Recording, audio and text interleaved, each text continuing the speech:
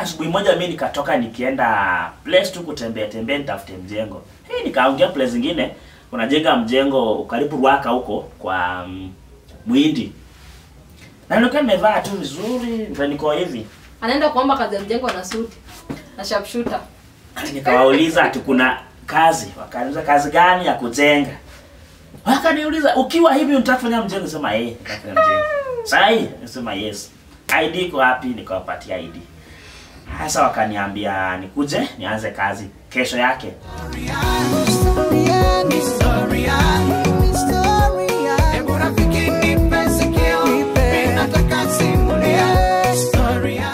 Hello and welcome back to Simwa TV. This is yet another episode of Story Yangu. And today we have episode 2 of the other episode that we had started on our journey as a couple. And today we talk about our marriage. Yes, our marriage. Welcome. Yes, babe. Yeah. Our marriage. It's a very sweet story. It's a very interesting story. Yes. And to us, it's a testimony. It's not just a story, but it is a testimony that we are telling the world. Those of us who knew us those days, right now we are giving another good testimony of victory of what the Lord can do. Yes, as we had mentioned in the other episode, me and this cowboy here, my boyfriend, this is my friend. Yes. Yes. Our journey started way back in 2014 in Moi University, and it was a journey that we didn't know that it will come to this point. And now, when we wanted to get married, we didn't have money, by the way. I come from a very humble, humble is understatement for a family. He too come from a family ambayo yenye let me say, we call it in simple terms what tunaita humble, but we did the right things. We went to our pastor. We didn't have money to do a wedding. We just did our traditional wedding, and we were ready and we were blessed by our pastors to go and start our life together as a couple. I remember very well, it was in the month of what? Is it September? September. Yes. 2014. Yes. That's how our journey started. It was beautiful. Hey, this man here, he promised me heaven. Yes. He promised me heaven. And let me tell you, we went to stay in a mabati house, a 2-roomed house. Hata hiyo kwa na nini na plywood. Haina plywood. That was our home. Yes, tulikuwa tumeweka naitwa neti kwa ukuta hivi, tulikuwa tumedecorate na neti. Ilikuwa at least pleasing. But now, hata sijui niseme nini. Ilianza aje? Iliendelea aje hata tumekaa? Actually, we stayed in a mabati house. That is, it was on 6th September 2014 when we got married, as she has put it. And life ilikuwa mzuri. It was a challenge for a man kuoa na huna pesa, lakini ilikuwa kidogo. But the Lord was there. Our house ilikuwa nyumba ya mabati, double room, and the rent was 2,500 shillings. Of which it wasn't easy to get. It wasn't easy to get, but the Lord was just there. How are you feeling in that house? You know, okay, personally, by that time nilikuwa naona niko juu because mimi nimelelewa kwa nyumba ya udongo, you know, nyumba matope. It was a promotion. Natoka kwa nyumba ya matope, ukuta ni matope, chini ni matope. So sasa hii nimeingia kwa nyumba yenye atunatoa slippers. In fact, he did a very big job. Unifundisha kukaa kwa hiyo nyumba. Because mimi nilikuwa natoka nje na maslippers zangu chafu na anaingia kwa nyumba na slippers. He used to get angry. Kwa nini ulikuwa get angry by the way? Unajua sasa siku ya kwanza nimekwambia ukikuja kwa nyumba toa slippers. Tulikuwa na carpet ya plastic kwanza. Sasa hiyo umeosha imeng'ara. Sasa anakuja mara siku ya kwanza akaingia na matope. Sasa mimi akaingia nikatoa nje nikapanguza. Tena mara ya pili akaingia kwa nyumba na slippers na matope. Sasa mara ya tatu nikaongea, ai ukiingia usiingie na tope. Sitoe. Sikupenda kwangu. Sikupenda kwangu ni mali. People, I know you feel me. You understand me. Betoka kwa nyumbani, tunafaki video ile ufaki. Sasa hii nimekuja kwa nyumba yenyewe. At least ukuta si ya matope, ni ya mabati. Na kukoda na floor ya red oxide. Iko hata iko na tiles. Hakuna tiles. Hapo umeweka plastic carpet. Ilikuwa juu sana. Na umesahau curtain, ilikuwa nimeweka curtain zile mzuri. Yes. Hey. Yeah. That's where we started our life. And that house was very open to baridi. Ukinyesha masnails zilikuwa zinatembea kwa kila kitu, vyombo na amka asubuhi. Hata kama huko kujivunika za kutembelea kwa mdomo. Alafu kama umeshaishi kwa nyumba ya bati you understand. Nyumba ya bati ina siri.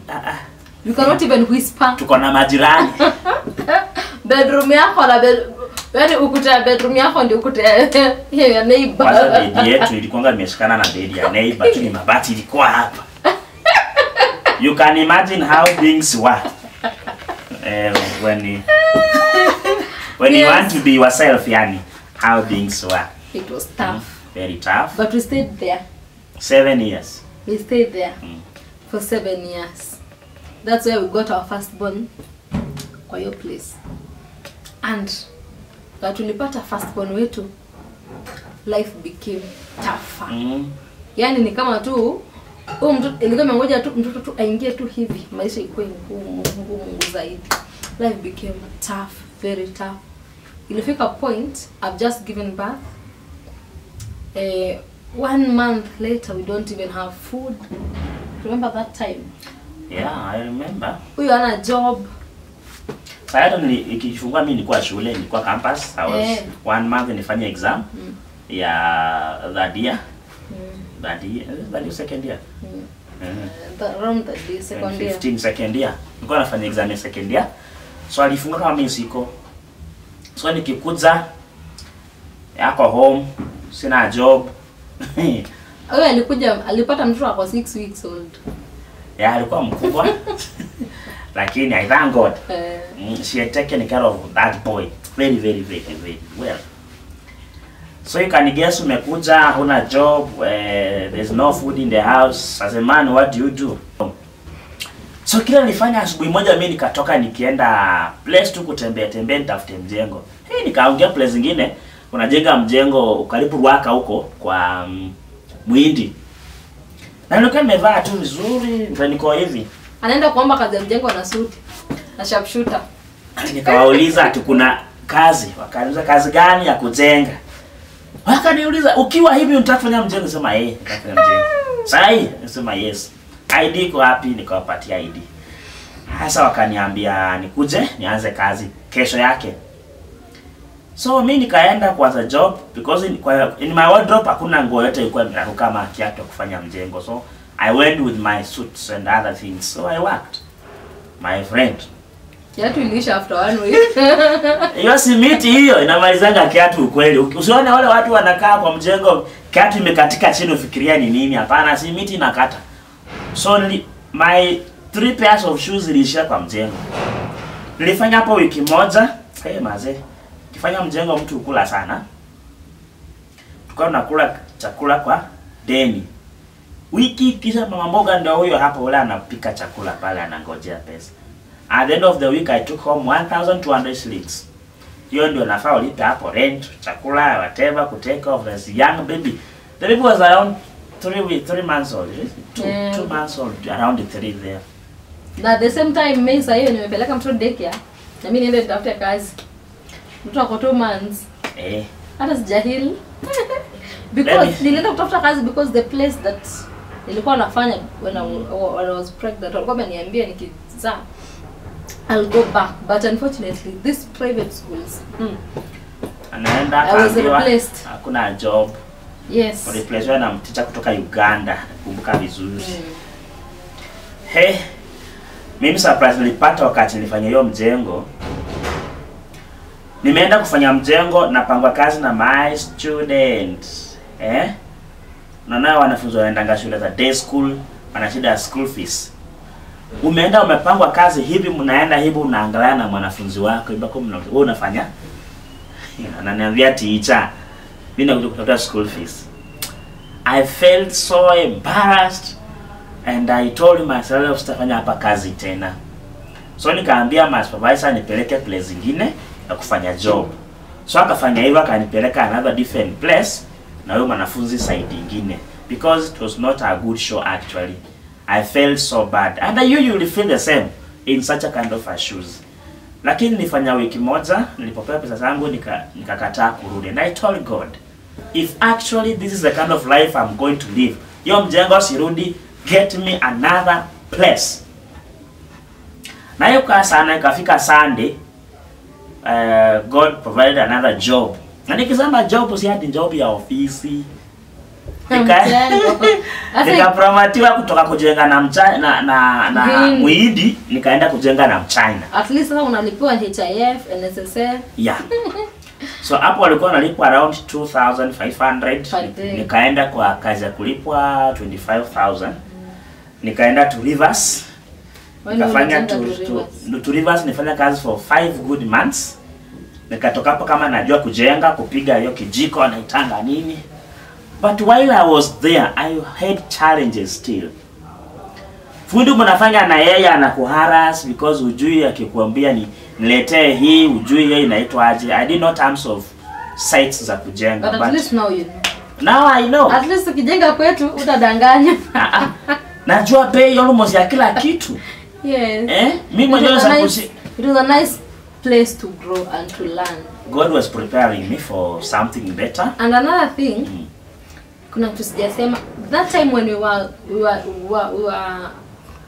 your time tukitafuta kazi, and that time we were living with our sister. Yeah.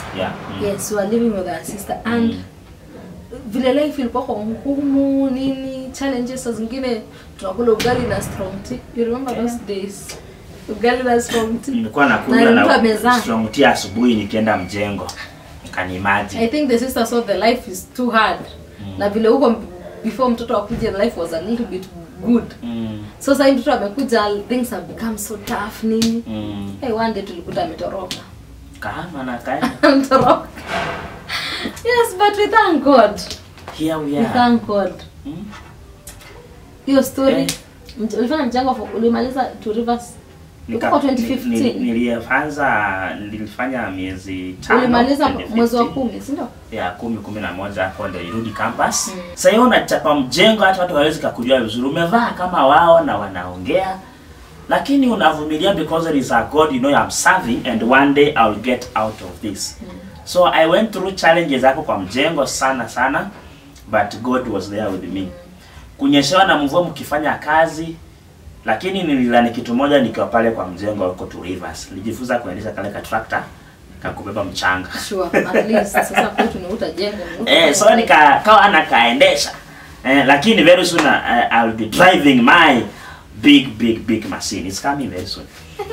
Yes, the challenges hazikucease kaendelea. I went back to that time I had deferred. So I went back to school the same year 2015 in September. So I went back wakati sasa yamaliza yako home, sasa nimerudi shule. And that's how we took our son to our parents. Kwa shosho yake. The parents decided akae nao.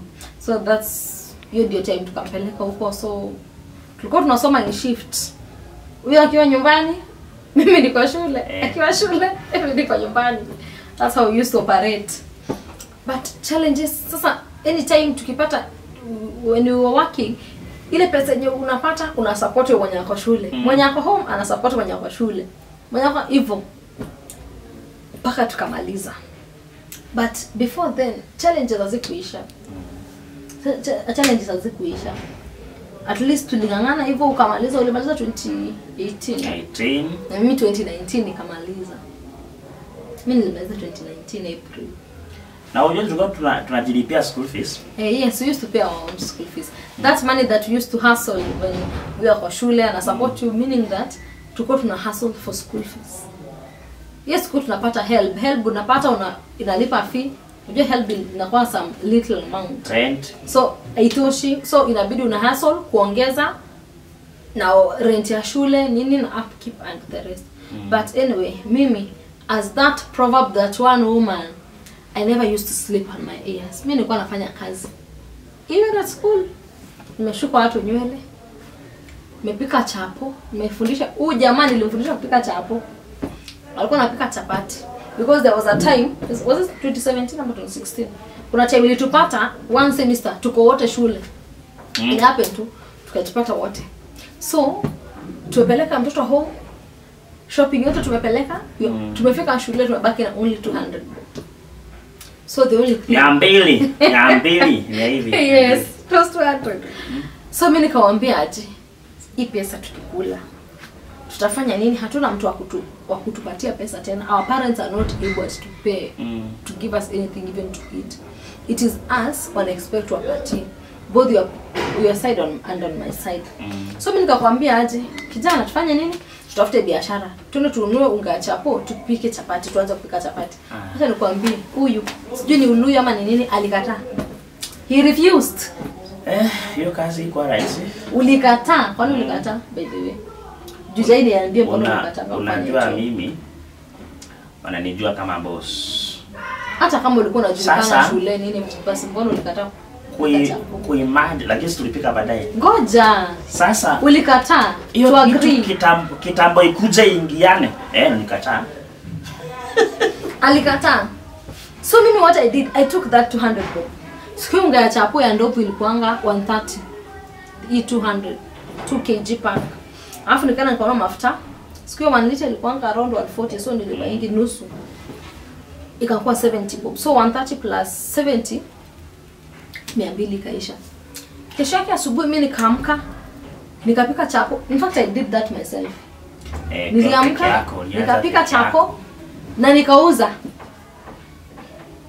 peke yangu. Vile niliuza nikapata another 200. That is nirudi nyumbani na 400.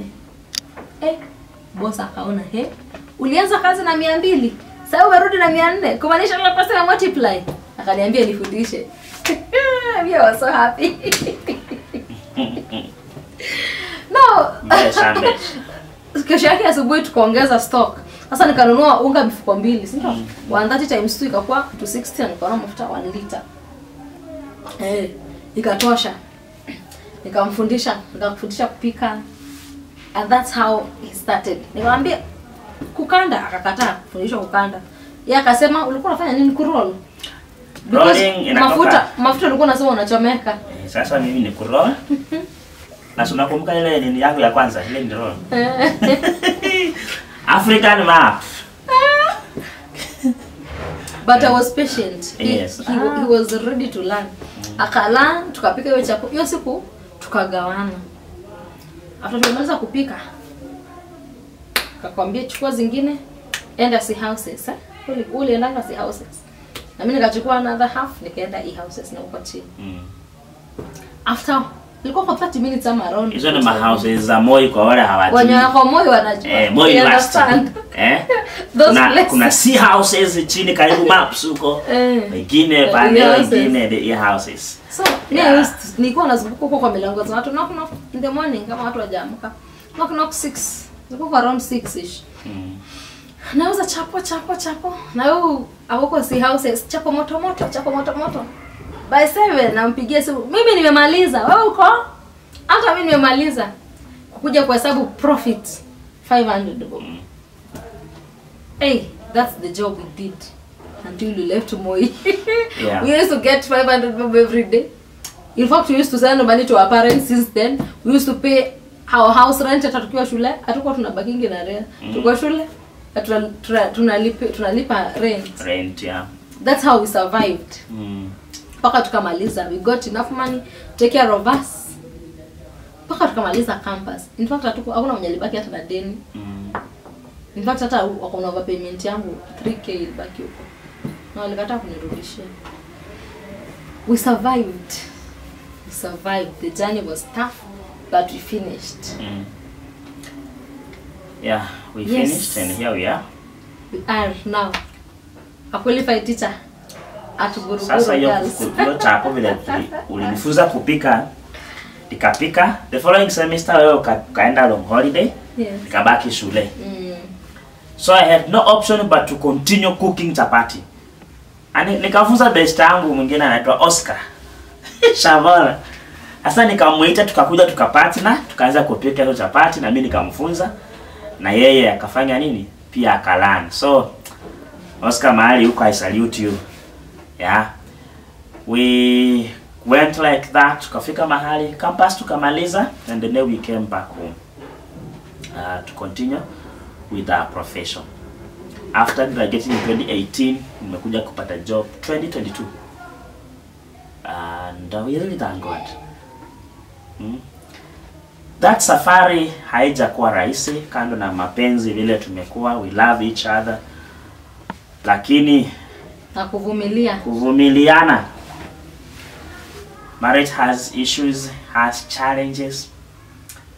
And I know maybe she can tell you some of the disappointments, because as you call it, disappointments. Yeah, zinakuanga because so as we said tukamaliza sote tukagraduate, and before we got a job before of course we got a job tulikuwa tunangangana hapa na pale. There is a day another friend, hata sijui nimuite friend ama nani, akaambia my husband here tipa mboga alikwambia nini? Mboga ni akona akili kukushinda. Sasa yana ati yeye sana anafanya kazi ya mjengo kwa American Embassy, amevalisha bibi. Na anakaa single room, mimi ya mabati double, na mimi ni professional teacher. Yeye sio hiyo. So akaona yeye ako juu sana kuniliko. One day katika mazungumzo yetu akaniambia Mamboga ako na akili kunishinda. Lakini I gave him time, because right now sijui sasa katikati yangu na yeye na Mama Mboga nani ana akili kushinda mwingine. But I thank God. Yeah, we really thank God because but we forgive them. Unajua watu walikuwa wanatuambia hivyo juu unakuta wengine sisi tuko kwa nyumba ya mabati, watu hata kama tuko kwa nyumba ya mabati, watu wanapika na magasi nini yake, sisi tuko tunapika na stove. Nimepika na stove for 7 years. Nimepika na stove for so long. For so long. Paka kuna siku ilifika, I remember tulikuwa tumetoka fellowship saa 3. Tukaekelea ugali kwa stove. I'm telling you ugali nikataka kuiva. Tumeweka mafuta imejaa, lakini stove haipiki. I don't know, it's kama walituzia maji ama nini. That was the turnaround. And after some few days, Mungu alikuwa ametupatia pesa tukaendea gas. And that's gas na bana. Hapo tukaanza. Alafu unajua hiyo stove tulikuwa tunapika ilikuwa ina affect mtoto sana. Yeah, alikuwa anashinda na nini mpaka tulikuwa tunaambia ati yako na asthma. Yeah. Because ukienda kwa hospitali vitao zinanuka mafuta taa, kila kitu kwa nyumba ni kama mafuta taa. Mungu toa watu mbali. Yeah. But we persevered. Kwa yote tulivumilia. And wakati tumemaliza, wakati sasa Mungu ameanza kutuinua kidogo, tumeanza kupata tukazi hivi. Maisha kameanza kuinuka. Another blow came. Our marriage was shaken. And instead of people maybe standing with us wakati tuko na challenge, walikuwa wanatia msumari kwenye kidonda. Like it was a very very bad moment. 2020. During the corona period. It was a very bad moment for us. In fact, sisi tulikuwa tunaona like hatutaendelea kwa pamoja. But I thank God because Mungu alitumia watu tu kututia moyo na pia kurudisha our minds back to our senses and resolve the problem. There are people out there who will just always envy what you are doing. Envy when you are staying together in peace, they will just come up with things. Watalete mambo ya kutaka kutenganishana familia. And such people, the Bible says, they will never see heaven. Because in the book of Matthew 5, inasema kama heri wapatanishi, maana hao wataitwa wana wa Mungu. Wewe kuwa mmoja wala ambao unapatanisha zile jamii ambazo ziko na changamoto, ndoa ambazo ziko na changamoto, lakini ole wa yule ambaye atakuwa mmoja ama chanzo cha ndoa kuvunjika ama kusambaratika. Yeye hataona ufalme wa mbinguni. Kwa hivyo Mungu aliweka alitia muhuri kwamba ndoa hii itasimama. Kwamba licha ya changamoto zote, tutakaa, tutaishi, tuone movie nyeupe till death do us part. And unaweza kuwa huna hela, unaweza kuwa huna nini, lakini kama kuna peace na amani ndani ya nyoyo zenu, katika hiyo nyumba, katika hiyo ndoa, mtaishi na mtasonga mbali. Unaweza kuwa na kila kitu lakini you don't have the peace. And create the environment in that house and you will see God doing great things. Yeah, so what you're trying to show or what we are trying to say is that our marriage has not been a bed of roses. Tumepitia thick, thin challenges here and there. And wakati during those challenges, especially this mega one, ndio ilifanya tukajua we were able to save, unajua kuchunga. We were able to save our friends. We knew who are our really friends. Sorry. Tulijua marafiki wetu wa kweli ni nani na wale ambao ni wa uongo ni akina nani. Because it's also the same that time sio tulikuwa tuna mtoto mmoja. Tukapitia challenges, we lost our pregnancy. And people whom we thought they are our friends, they were celebrating that thing when we are hurting, tunaumwa. They are celebrating, au ndio wenye kueneza hizo story, kueneza ati umesikia, imewafanyikia. But it was a really bad moment for us. Yeah, that was 2020, around mwezi wa 8. Around my wife lost her pregnancy for the first time, and it was like hair has broken loose. And as she's putting it, yani kuna wale tu watu wanangojanga people are celebrating, so I was like, sasa kitu kama hiyo shule ni kitu ya kucelebrate. Kila kwenye unatembea, watu wanaongea, but hatukufa moyo. Hapo ndo tulipata mashauri ya watu wengi sana. Enda hivi, toa hii pesa, mwende mahali fulani. In fact it happened twice. So hiyo baada ya hiyo time wakati after that first pregnancy, things change, as in that's why 2020 ndio tulitoka around there October. Ndio tukatoka kwa ile nyumba ya mabati. Now we moved to a new place, and we now moved from a mabati house to a two-bedroom house. Now sasa si mabati tena. During the time when the storm was like everything. Sasa si mabati tena, ilikuwa kwa ya mawe. So hapo tena again we lost another baby again. Yeah, that is 2021. Yeah. But I thank God that time it was different. It was different, and let me say God carried us. It was a very heavy moment for us as a family. Mungu akatubeba, akatuconnect to good doctors ambao walitu advise, wakatuchukua through medical whatever, and here we are 2022 tukapata our second born. The girl that we have, our small baby now, who is now 9 months. We thank God. You should celebrate when your friend is elevated from Yes. one level to another. Yes. Because now you possess that elevation, that baada ya kuinuliwa, the second person ama next person ni wewe. Lakini ukifeel vibaya and jealous because somebody is being lifted, you will never go up. You always remain wherever you are. Na kitu kingine tutasema ni kwamba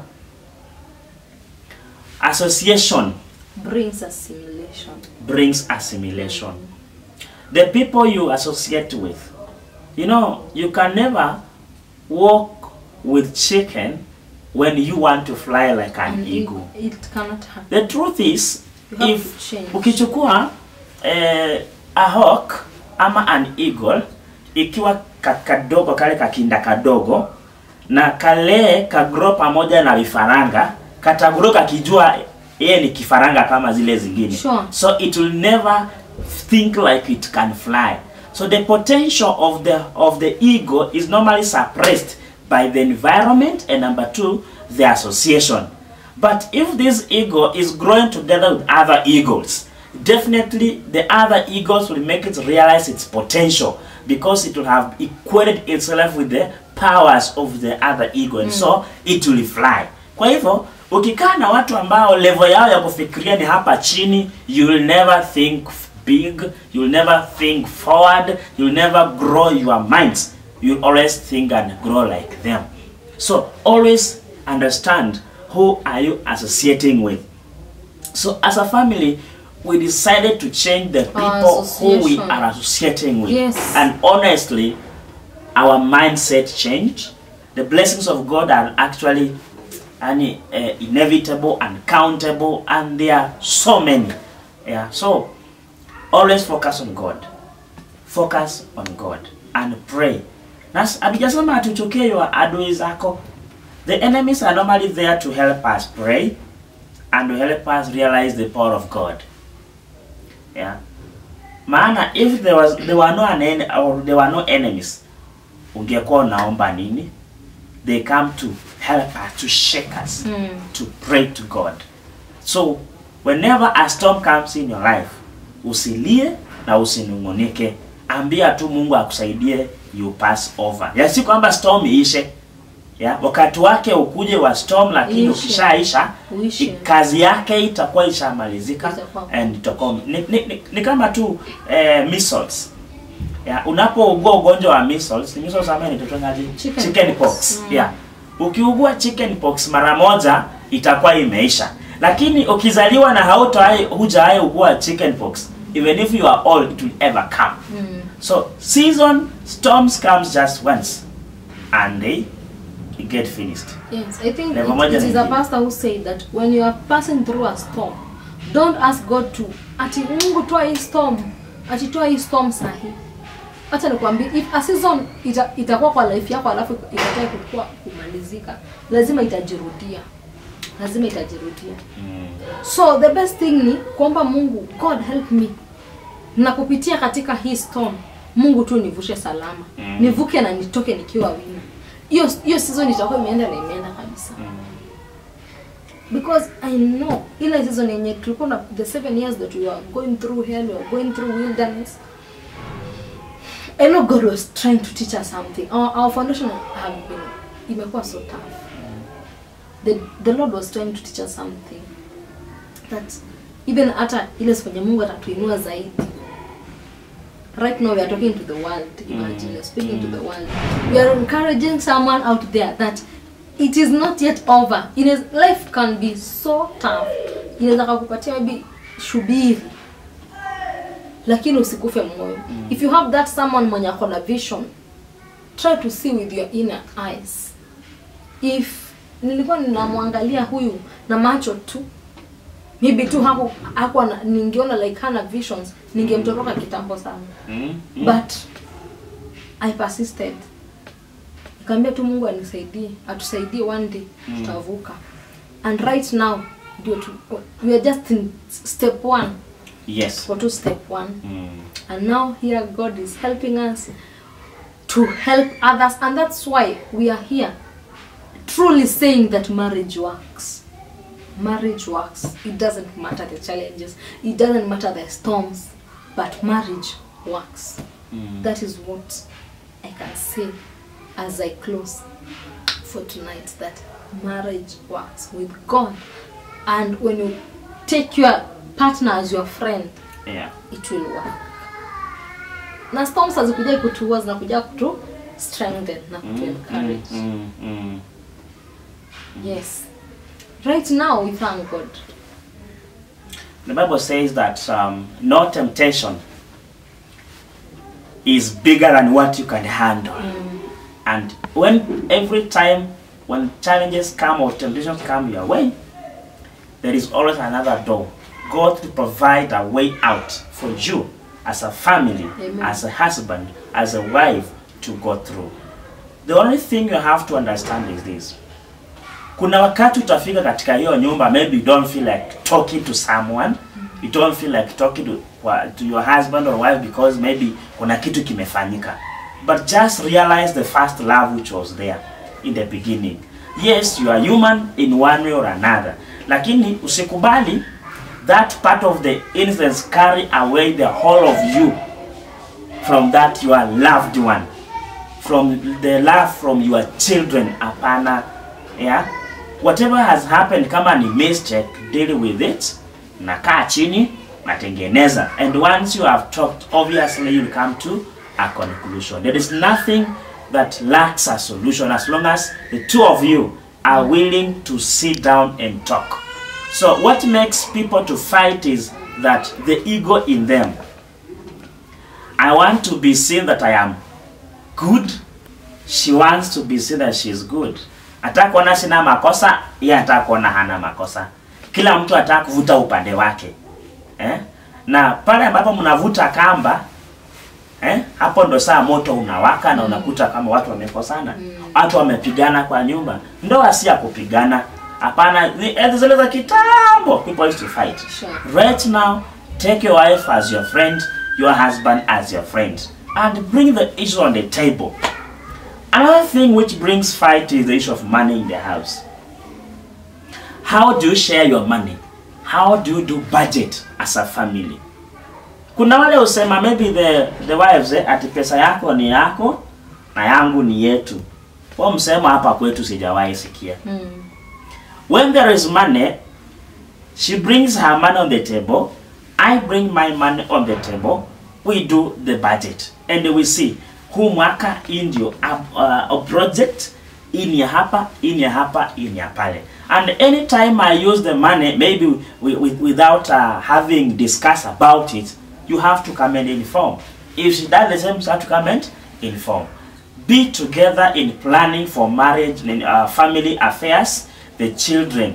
Musikae ati mnasema wewe ndo utalipa rent, mimi ndo nalipa school fees, wewe ndo unanunua vitu za jikoni ama nini. Hapana. Because a time will come when mimi mshahara wangu imechelewa ama imekosa kukuja.